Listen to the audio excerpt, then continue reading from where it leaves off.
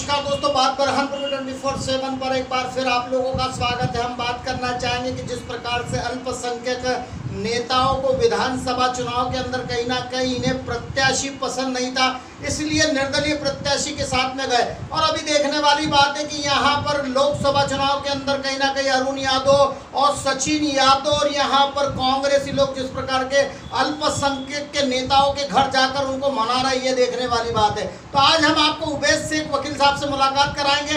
ये अल्पसंख्यक नेता है और जब विधानसभा चुनाव चल रहा था तो यहाँ पर कह रहे थे कि जो बगावत करने वाले जो कांग्रेसी लोग हैं उन्हें कहीं ना कहीं कांग्रेस से बाहर कर दिया जाएगा, मगर लोकसभा चुनाव लगते से इनके घरों पर जाकर इनको मनाया जा रहा है। तो आइए आज हमारे साथ में उबैस शेख वकील साहब ये क्या कहते हैं, हमने इनसे जानना चाहा कि जिस प्रकार से विधायक चुनाव के अंदर विधानसभा के अंदर जिस प्रकार से इन्होंने निर्दलीय प्रत्याशी का समर्थन किया था, तो क्या इस बार वो कांग्रेस के अंदर अरुण यादव का समर्थन करेंगे, इसको लेकर हमने एक चर्चा की। आइए चर्चा में हम आपको मिला। देखिए साहब, ऐसा है कि विधानसभा चुनाव की बात अलग थी।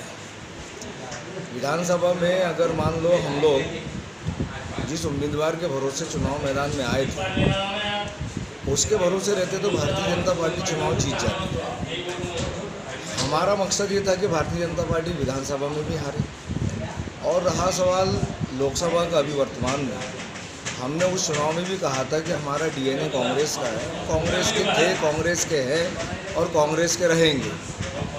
और वर्तमान में जो हमारे सुपीरियर नेता हैं माननीय अरुण यादव जी, केंद्रीय मंत्री रहे हुए हैं, सांसद रहे हुए हैं और इसके अतिरिक्त प्रदेश कांग्रेस अध्यक्ष रहे हुए हैं। वर्तमान में हमारे सचिन यादव जी जो हमारे युवाओं का आदर्श है, वर्तमान में कृषि मंत्री हैं। और उन्होंने ये बात जब हमारे से कहा कि आपको कांग्रेस के लिए काम करना है, तो निश्चित रूप से ये दोनों शख्सियत ऐसी है कि जिनकी बात को भी हम टाल नहीं सकते थे, कांग्रेस की विचारधाराओं को हम टाल नहीं सकते थे। इसलिए हमने स्वयं ने ये निर्णय मैंने लिया कि लोकसभा में भी हम कांग्रेस का काम करेंगे, पूरी ताकत से काम करेंगे। और हम अपने समाज के लोगों को भी और दूसरे समाज के लोगों को भी कांग्रेस की विचारधारा पहले भी समझाते रहे हैं और इस बार भी हम समझाते रहेंगे। इसलिए हमने अरुण यादव जी और कृषि मंत्री सचिन यादव जी के साथ हमारे घर पर आए, हम उनके साथ उनके प्रोग्राम में गए और उस दिन से आज तक हम कांग्रेस का पूरी ताकत से प्रचार कर रहे हैं। और लोकसभा में निश्चित रूप से हम अरुण यादव जी को जिताकर रहेंगे, ऐसा हमने संकल्प लिया है। देखिए, अल्पसंख्यकों के लिए भारतीय जनता पार्टी ने या आदरणीय नंद कुमार सिंह चौहान साहब ने इतने वर्ष सांसद रहे, लेकिन कोई स्कीम ऐसा नहीं है कि सिर्फ अल्पसंख्यकों के लिए नहीं लाई और किसी और दूसरे समाज के लिए भी नहीं लाई। चलो, अगर 25 साल से नंद कुमार सिंह जी चौहान जो हैं सांसद रहे, बताइए पिछड़े वर्गों के लिए कितनी स्कीमें लाई। बहुत सारे समाज रहते हैं हमारे बुरहानपुर क्षेत्र में, हमारे खंडवा लोकसभा क्षेत्र में, निमाड़ क्षेत्र में। दलितों के लिए क्या स्कीम लाई, धनगरों के लिए क्या स्कीम लाई, पाटीदारों के लिए क्या स्कीम लाई। पिछड़े वर्ग के कई समुदाय, उसमें हिंदू भी है, मुसलमान भी है, कोई स्कीम बुरहानपुर के लिए, पूर्व निमाड़ के लिए कोई नहीं लाई। दूसरी चीज़ ये कि 2014 में भारतीय जनता पार्टी सत्ता में आई थी, उनने जो वादे किए थे कि हम काला धन लाएंगे, नहीं लाया। 15 लाख देंगे, नहीं दिया। डीजल पेट्रोल का भाव कम करेंगे, नहीं किया। उसके साथ साथ सबसे बड़ी विडंबना कि आज गैस के दाम, रसोई के दाम इतने बढ़ गए हैं, उसके बावजूद भी भारतीय जनता पार्टी ने जनता के बीच में ये नहीं कहा कि भाई हम रसोई का दाम कम करेंगे।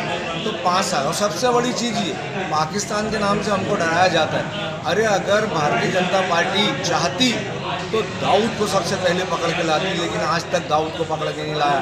नहीं तो यही कांग्रेस पार्टी थी जिसने पाकिस्तान के 2 टुकड़े कर दिए थे, एक बांग्लादेश और एक पाकिस्तान। तो ये कांग्रेस की ही ताकत है जो पाकिस्तान से लोहा ले सकती है, भारतीय जनता पार्टी में ताकत नहीं है। और ताकत है तो दाऊद को पकड़ के बताओ, नहीं बताया।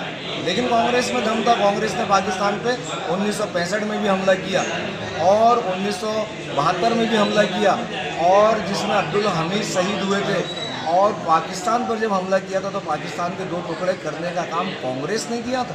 बीजेपी में इतनी हिम्मत नहीं है। अगर हिम्मत थी तो आज की तारीख में सबसे पहले पाकिस्तान से दाऊद का प्रत्यार्पण करवाना चाहिए था, लेकिन नहीं करवाया। ये झूठे वादे किए सारे के सारे भारतीय जनता पार्टी वालों ने, जिसमें से एक वादा भी पूरा नहीं हुआ। तो अब जो वादा कर रहे हैं भारतीय जनता पार्टी वाले, अब उनकी बात पर जनता का कोई भी व्यक्ति विश्वास नहीं करेगा। ये झूठ बोलते हैं, कैसे विश्वास करेंगे? जो 5 साल पहले वादे किए थे वो पूरे नहीं किए, अब नए वादे जो करोगे तो उस पर कैसे विश्वास करेंगे? महंगाई आज तक कम नहीं कर पाया। तो ये देश की जनता पूरे तरीके से लुट चुकी है, कैसे विश्वास करेंगे हम? उनकी नाराज़गी दरअसल कांग्रेस की विचारधाराओं से नहीं है, उनकी नाराज़गी बुरहानपुर के या खंडवा के कुछ लोकल सिस्टम से हो सकती है। और हम जिस किस्म की राजनीति करते हैं, हम विचारधाराओं के आधार पर लेकर चलते हैं, और जीतना जो है पॉसिबिलिटी जहाँ तक के है, तो वो जीतने की पॉसिबिलिटी आज की तारीख में कोई भी निर्दलीय उम्मीदवार नहीं है। तो इस प्रकार की राजनीति करना कि कांग्रेस को केवल डैमेज करने वाला काम करना, ये बोलते हैं कि किसी से हाथ मिलाकर लाभ अर्जित करने वाली राजनीति जो है वो हम लोग नहीं करते, ना हम अपने समाज को इसमें जोड़ सकते हैं। तो यादव को चुनाव जिताना इसलिए भी ज़रूरी है कि बुरहानपुर और खंडवा क्षेत्र के अंदर पिछले 25 साल हमारे बुरहानपुर की जनता ने आदरणीय नंद कुमार सिंह चौहान जी को दिए, लेकिन इन 25 सालों के अंदर ना तो गांव के रोड सही हो पाए, ना पानी की व्यवस्था सही हो पाई, ना कोई शासकीय कॉलेज का निर्माण जो है भारतीय जनता पार्टी की तरफ से किया गया, ना ही ग्रामीण अंचलों में कोई विकास के मुद्दे पर शिक्षा की कोई स्कूलें खोली गई। अरुण यादव जी को 5 साल दिए गए थे, मात्र 5 सालों के अंदर उन्होंने गांव-गांव के अंदर केंद्रीय विद्यालय खोल दी, ताप्ती मिल, नेपा मिल का जीर्णोद्धार करके लोगों को रोजगार दिया। दरअसल मामला ये है कि जब भी चुनाव हो तो ऐसे उम्मीदवार का साथ देना चाहिए जिसकी पार्टी और जिसका नेता कम से कम शिक्षा, रोजगार और रोजगार के साथ में उसकी सुरक्षा, उसके साथ में शांति और उसके साथ में हिंदू, मुस्लिम, सिख, ईसाई, दलित, बौद्ध सबका भाईचारा कायम रहना चाहिए। क्यों? क्योंकि जिस परिवार में 4 भाई रहते हैं और रोज़ अगर चारों भाई लड़ाई झगड़ा करेंगे तो वो परिवार कभी सुख से नहीं रह सकता, वो परिवार कभी तरक्की नहीं कर सकता।